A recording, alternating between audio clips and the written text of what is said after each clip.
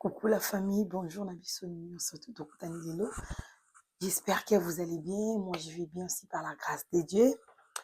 Merci d'abord de s'abonner, puis d'abord déjà baza abonner na chaîne Nabisso. Lelo tukutani pour nous lobby la likam auto sur mon Nabissoni surtout. Pasteur Marcelo, encore lui.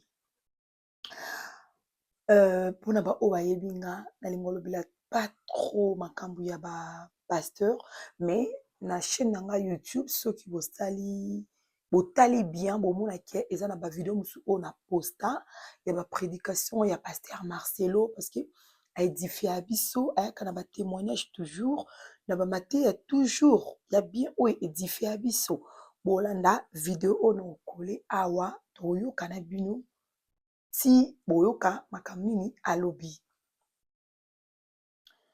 J'aimerais parler à tous les mendiants de l'église.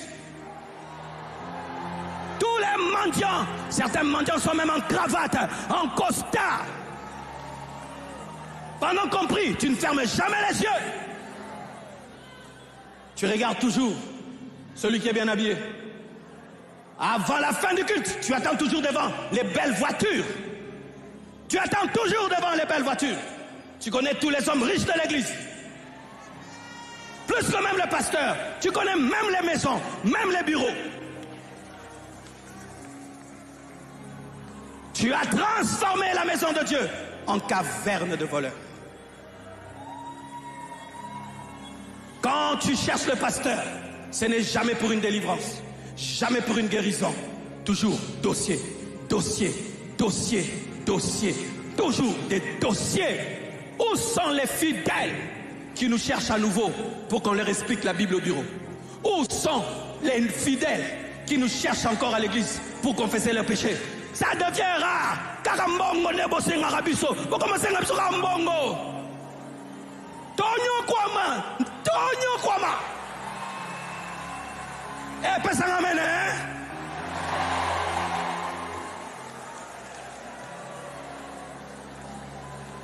Sur 50 WhatsApp que je reçois des fidèles, la moitié, l'argent. D'autres même te mentent. Il n'est même pas malade. Il se prend une photo avec une injection qui ne finit nulle part. Pasteur, toi si on t'envoie des photos comme ça, quelqu'un qui est à l'hôpital lui-même s'est fait un selfie. Non, bella. Bao perfizenga. Gens de peu de foi, gens de peu de foi, gens de peu de foi, fixez vos regards vers l'auteur de la foi et le consommateur de votre foi, Jésus-Christ de Nazareth. Et si on va t'aider, on t'aidera. Mais le but de ta venue dans l'église, ce n'est pas cela.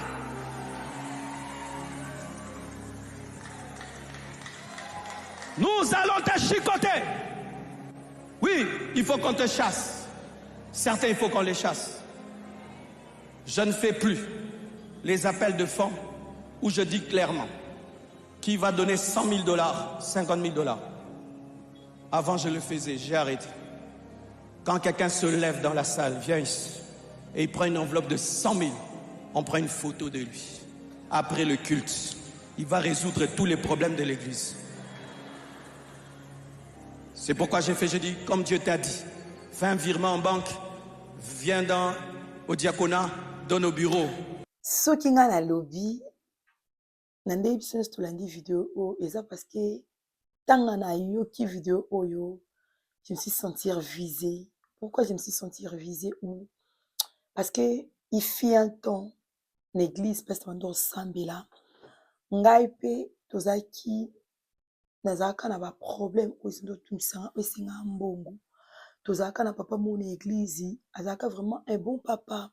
Gentil, abando aider bato trop na kati église pe na kindaka na s'approchaka na ye na sengaka aide nanga a hésita te pona ko aider nga a aidaka ngai tanga lobi ke ba mandia je me suis sentie visée directement na zongi c'est pas et c'est pas souvenir moi ya lelo te mais juste katano ki audio na eto vidéo on a lundi kaka prédication où il y a pasteur Marcelo je me suis directement pensé na jour wana Ndengape, directement, je me suis senti que ngape, dans le baké nazaki mendiante. Nasengaki parce que j'étais dans le besoin. Tant que pasteur Marcelo yo le babongo, et ça l'inga passe parce que au traité bandimino ba mendiante. Nous tous, tout kendara na kati ya l'église, toye bien ou bien. Hormis na ba église oyo peut-être hein, na minicho église protestante oyo eza ya mindele nde tolobaka et ezalaka vraiment te mais na ba église na biso nyonso ya ba africain ba pasteur basengaka bino moko ba pasteur bosengaka bato baleka bopesa mbongo bosala be soki lelo oyo nzambe apamboli yo nzambe kuta pamboli te bandimi bapamboli yo okomi oyo okomi lelo pasteur millionnaire, pasteur milliardaire, ou comment traiter les mêmes bandits wana. Bah mendiant ou bah mendiante, je suis désolée pour toi, homme de Dieu. Na respect à comme si sauf vraiment na yosa la vidéo parce que ça m'a fait trop mal. Ou blessé batou, ou blessé bandine belé, ou blessé bato belé, ou pesi batou oyo bakenda ke église soute parce que baloba ke na ba église ba basengaka, ou pesi bango raison. Opesi bango encore une nouvelle opportunité ya ovanda ndako bakenda kokumisa nzambe te na kati ya église parce que okoka koloba bongo te okoka koloba ke eza na batu baza ko se sentir mal à l'aise à chaque fois mundimi ozwa kosenga ye eza na batu mususu akoko kosenga ye mbongo akabeli yo mais derrière ton dos aza ko se plaindre. Ce qui est pasteur Marcelo, en d'autres part, ils en a dévolé. Ce qui est le pasteur Marcelo abîmé avec Kolobabong, ils en a battu. Oh, peut-être, mon dima senga qui est mbongo, homme soit à plusieurs reprises dans l'église, à quelqu'un que se plaindre pas pasteur, yango ya écouté, parce que as un magicien te, pour ayaka na chera ya ote, ya maman kalobake, batu ba senga ka, ba mendiant tout ça, non, ils ont mon dimi. Ils ont bino, ndemoko, boki ko se plaindre pas pasteur, mon pasteur, pe, pasteur toloba donc nako employer mo onena loba te pasteur azwi lo ayebi ndenge oyo akoki ko s'apprendre na situation wana te ayemba la moko ake ko s'acharner na batu wana na kata cher amisi ba mo oyo tellement que abimisaka na ye ba mo moko oyo eshokaka batu abimisi ba mo oyo akoko bimisa lelo oyo eboti problème oyo. En tout cas moi pasteur Marcelo il fallait pas oya directement au loba boye ou soit au lieu ça l'attaque et beau couper caméra na loba likambu oyo après même derrière les caméras il y a pas que tout ce que tu dis dans ton église au bando le bon calibre soit caméra non eza na bilo mususu okolo bango liboso ya caméra eza bilo mususu okolo bango liboso ya caméra to oyebi oyebi te soki banani bakozala choqué oyebi te banani bakozala oui ba fidèle vous êtes toujours là vous êtes comme ngana ba fidèle na église ba kuma lokola ba bonne ba supporteur eza mutu mususu supportera na ye équipe wana te équipe epola ozaka wana bandimi bozala ba supporter ti lorsque votre pasteur a osala makambo oyo ezokende en dehors de la parole de Dieu ou d'un enfant de Dieu, il faut pas acclamer. Il faut pas acclamer. Tant biso bandimi toyaka ko acclamer tant yo zoloba kuna na cher makambo oyo ezate ke ye fois loba boza ko acclamer bozo beta maboko. C'est pourquoi epesa ba pasteur to ba tu o ba mibenga ka ba pasteur to ba prophète epesa bango ba zèle. Prochaine fois baya lisusu koloba makambo oyo baoloba alors que makambo oyo alobi eza bien te to ezokende bien te pour un enfant de Dieu. Oui ba parti mususu alobi na ye mabe te hein alobi mabe te eza bato mususu omona azani malade te mais asali kaka kie na hôpital moko avandi na mbeta hôpital akangi selfie asali photo pour amondi to asenga. Ceux qui montent comme un niveau wana. Moi, je préfère bien que les enfants de Dieu qui viennent mendier à l'église, qu'ils va voler dehors. Ceux qui déjà montent en église, c'est pas. Au lobby qui est. Non, tu es encore. Tu es au Canaan ici.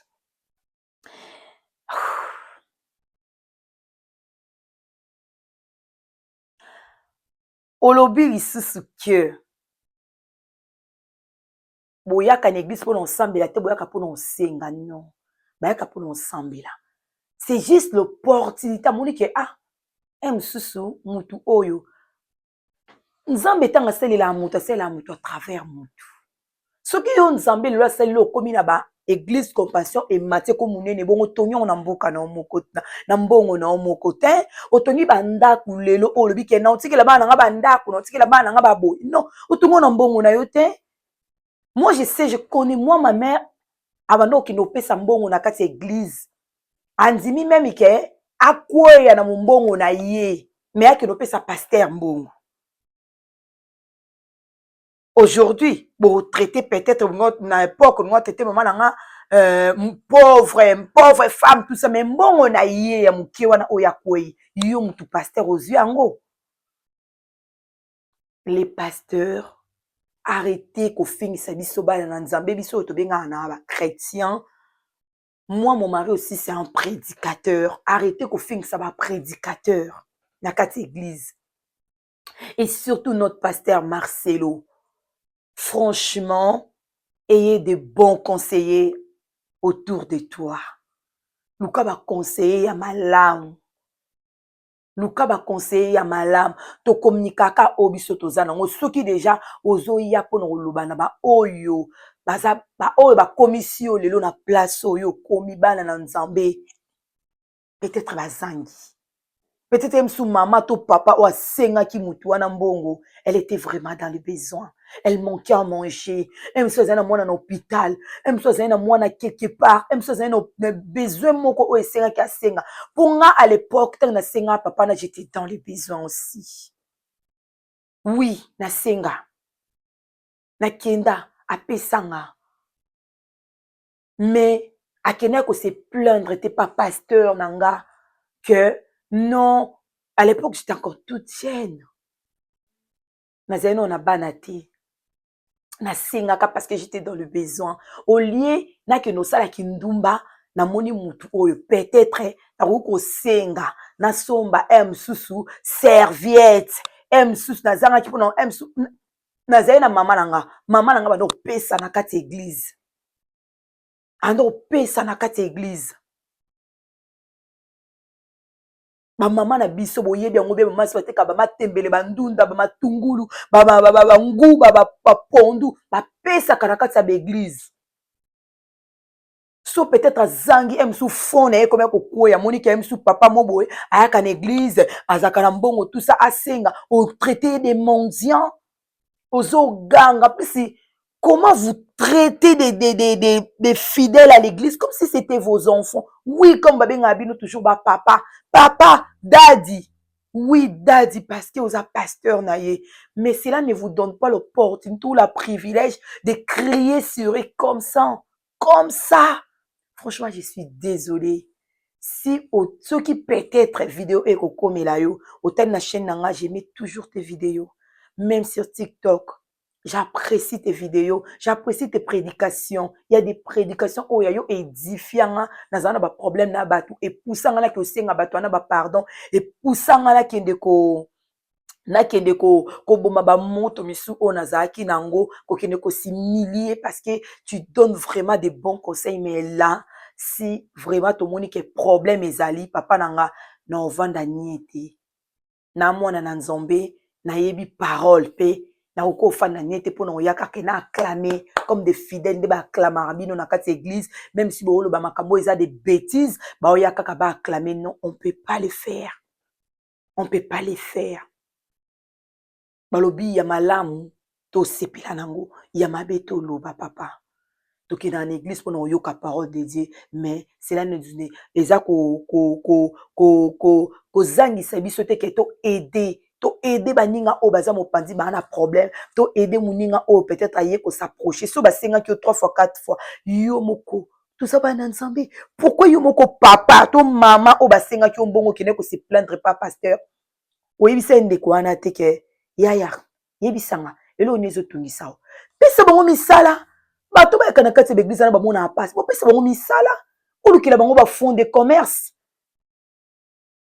bo aider bango nga nakenda na église ya protestant ana poto église ya protestant pendant les vacances bazala na groupe batunaka est-ce que oza na place otika bana so oza na place otika bana te baolukela yo place garderie mpona bana baofuta eza na basorti mosusu oyo eza na église baofutela bino so boza na manque ya possibilité na moment wana bayiki bowana manque ya quelque chose okofuta sorti wana te na église baofutela yo mais na Afrique ndeko na yo ekosenga yo aide. Non mais franchement Congolais aza motema mabe vers ndeko ne Congolais amta mabe pour osala yango scandale lolenge oyo na likolo ya cher koganga lolenge wana franchement je suis désolé homme de Dieu je suis désolé prochaine fois baacte boye soki olingi oloba bongo bakata caméra olobi osilisi après bazongisi caméra ça sert à rien oloba ngo bongo na kati ya caméra mokili mobimba eyoka ngo ça se voit que na kati église na yo ba fidèle baza na mot à dire te ça se voit déjà que na kati église na yo y a que toi qui parle y a que toi qui décide y a que toi qui a le monopole dans tout. Franchement c'était ma part elo na ngana pesa un peu opinion na ngai tokutani prochainement boko aimer bo partager bo s'abonner et ça opinion on appelle si ba op eko léser bango to esali bango passe bo limbisanga mais toka ko fana kimia te tant que eloko ozo se passer na kata corps du Christ na kata église parce que so to kendaka parce que ça na batebele ba vanda na bandako ba kenda sous l'église te tant ba mona sous makamba bo ezo pesa bango encore plus pour ça ya kokende sous église te ya kofana na ndako alors que biso bana nzambe photo e balolenge ni tout se comporter pour topesa bango posa ya kozongela nzela ya nzambe me makamba bo ekopesa bango posa ozongela nzela ya nzambe te tokutani prochainement pour na prochaine numéro. Merci.